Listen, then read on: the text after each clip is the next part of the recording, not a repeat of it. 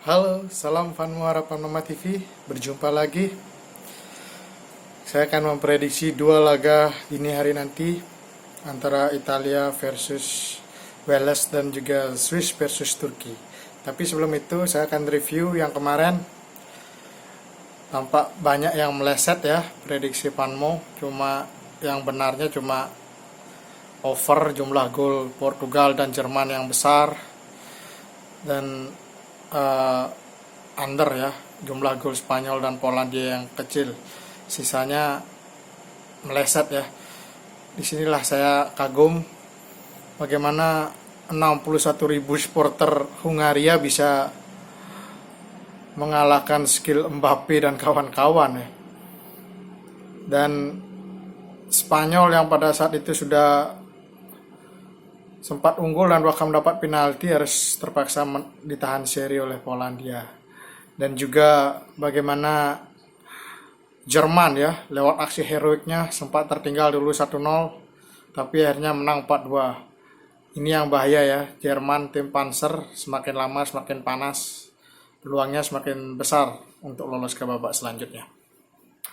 Lanjut, saya akan memprediksi yang pertama itu ada laga Italia versus Wales ya. Jika kita lihat, Italia sangat dikdaya, 2 kali menang 3-0.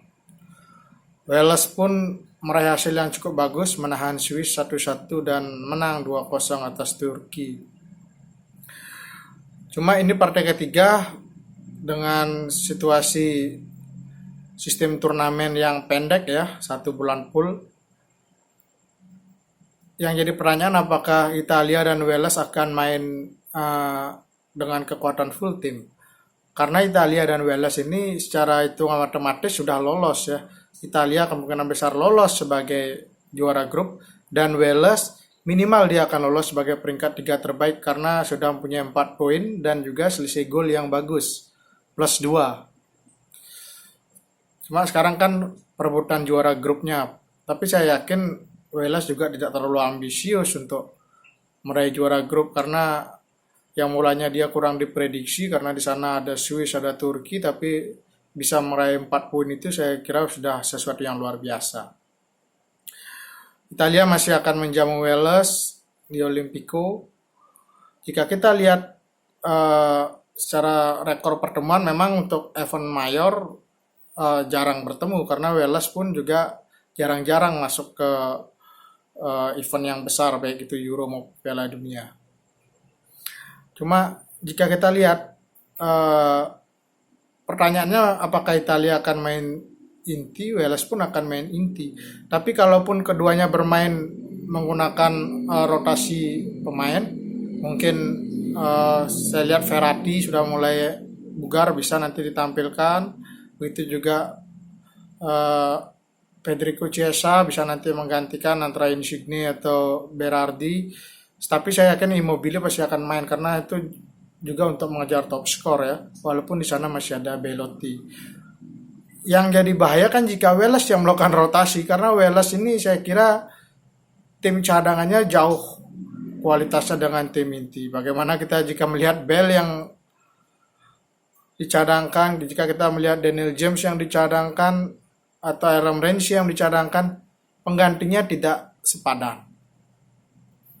Itu saja dulu untuk ulasan Italia versus Wales. Lanjut ke partai kedua, Swiss versus Turki. Nah, dibandingkan laga Italia versus Wales, ini laga yang lebih seru, Swiss versus Turki. Karena semua masih punya peluang lolos, baik itu sebagai runner up maupun kalau Turki bisa menjadi peringkat 3 terbaik. Tapi terlepas daripada berapa jumlah skornya nanti. Karena peringkat 3 terbaik juga dipengaruhi oleh sisi gol karena akan diadu oleh 6 grup yang lainnya, grup A sampai grup F ya. Ini kan di grup A. Jika kita lihat secara permainan, menurut saya Swiss lebih bagus dari Turki secara permainan. Kita lihat bagaimana Swiss sudah bermain begitu bagus sebenarnya pada saat ketemu Wales, tapi harus ditahan seri. Lawan Italia pun juga Swiss saya kira berani melawan Italia bermain menyerang walaupun hasilnya akhirnya tidak bagus ya, 3-0. Tapi keberanian Swiss untuk bermain menyerang itu saya apresiasi. Sedangkan kita lihat Turki yang digadang-gadang akan jadi kuda hitam setelah hasil bagus di kualifikasi Piala Dunia, sempat mengalahkan Belanda, tapi ternyata di dua laga ini mengalami kesulitan. Bahkan Turki belum bisa mencetak gol, kalah 3-0 dari Italia dan kalah 2-0 dari Wales. Belum bisa mencetak gol dan sudah kebobolan 5 gol. Begitu rapuh lini pertahanannya. Padahal di sana ada Soyuncu yang main di Leicester, ada Demiral yang main di Juventus. Itu sebenarnya jaminan untuk Turki memiliki pertahanan yang lebih bagus. Tapi ini namanya turnamen, apapun bisa terjadi. Jika kita melihat rekor pertemuan, di sini Turki lebih unggul atas Wales. Bahkan 5 laga terakhir itu Turki menang 3 kali dan Swiss menang 2 kali. Cuma ada yang unik dari laga Swiss versus Turki ini adalah 5 pertemuan terakhir semua kalah menang, tidak ada hasil seri. Turki menang 3 kali, Swiss menang 2 kali. 5 pertemuan terakhir tidak ada hasil seri. Makanya ini menjanjikan permainan yang akan ada pemenangnya, bukan lagi kejar seri. Apalagi jika mencari seri itu adalah kerugian bagi kedua belah tim ya. Mungkin jika seri keduanya tidak akan lolos. Karena Swiss yang berada di posisi 3 sekarang baru punya 1 poin, kalau seri punya 2 poin cukup riskan jika diadu dengan peringkat 3 terbaik di grup B dan sampai F. Begitu juga Turki karena baru poinnya 0. Itu saja dulu untuk ini partai ini akan netral ya, main di Baku, Azerbaijan. Makanya tidak di kandang Swiss, tidak di kandang Turki. Ini akan seru laga ini. Itu saja ulasannya dulu untuk 2 pertandingan. Saya akan masuk pada level bursa. Italia versus Wales ya. Di level bursanya adalah Italia memberikan handicap Wales 3/4. Menurut saya sah saja 3/4 karena ini laga terakhir. Seperti yang tadi saya sampaikan, yang jadi pertanyaan apakah ini akan sama-sama mengeluarkan tim inti atau melakukan rotasi. Kalau sama-sama melakukan rotasi, jelas Italia akan lebih unggul karena Italia punya pemain yang lebih berkualitas ya pada Wales, baik inti dan cadangannya. Dengan handicap 3/4 saya mengunggulkan Italia. Tapi saya lihat ini jumlah golnya tidak akan besar lagi. Karena saya lihat ini partainya mungkin akan sedikit monoton karena kedua tim sudah sama-sama lolos, juga takut jika bermain fight itu takutnya pemainnya akan cedera.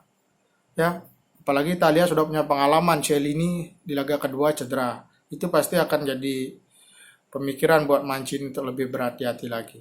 Makanya saya 3/4 saya mengukur Italia akan menang atas Wales, tapi dengan jumlah gol yang tidak banyak. Lalu yang kedua, Swiss versus Turki. Di sini cukup besar ya. Swiss memberikan handicap Turki 3/4. Menurut saya besar melihat 2 pertandingan terakhir Swiss pun kesulitan untuk menang.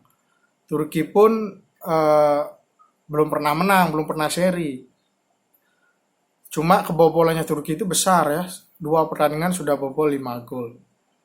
Untuk Swiss versus Turki, saya lebih mengunggulkan Swiss.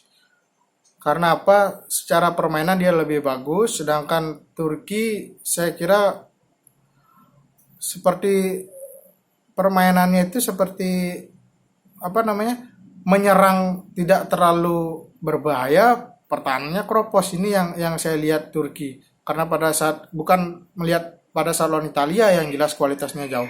Pada saat lawan Wales seperti itu. Ingin menyerang, tapi yang diandalkan Burak Yilmaz, striker sudah berusia 35 tahun, kapten timnya, jelas agak kesulitan menghadapi back-back muda dari Wales pada saat itu. Tapi jika kita lihat pertahanannya juga keropos, berapa kali itu bel lepas ya, termasuk di penalti gagal, termasuk gol-gol terakhir di menit-menit akhir. Jika lihat kualitas, Swiss juga punya pemain yang memiliki kecepatan. Sana ada Embolo, ada Granit Xhaka, ada Rodriguez. Saya masih mengunggulkan Swiss akan menang atas Wales dengan handicap 3/4 ini. Dan saya meyakini laga ini akan terjadi banyak gol. Karena selain rekor pertemuan yang selalu kalah menang, tidak ada seri, ini laga menentukan seri. Karena jika seri kemungkinan besar kedua tim tidak akan lolos. Makanya saya yakin ini akan saling serang, tapi saya mengunggulkan Swiss dengan jumlah gol yang besar. Ya, itu karena ini grup A saya lihat terlalu jompang. Nanti di grup B dan selanjutnya baru saya akan lihat. Ini ada hal yang seru karena di partai ketiga ini adalah kesempatan untuk pilih lawan. Bagaimana juara grup A nantinya akan bertemu dengan peringkat 3 terbaik dari grup D, E, F ya. Makanya kalau saya lihat grup A ini sudah terlalu menonjol, Italia akan lolos. Cuma nanti di grup B, C, D, E, dan F ini saya baru nanti akan bahas mengenai pemilihan lawan di babak 16 besar. Itu saja dari saya, namanya prediksi, bisa salah bisa benar. Jangan lupa like dan subscribe Fanmo Harapan Umat TV. Salam olahraga.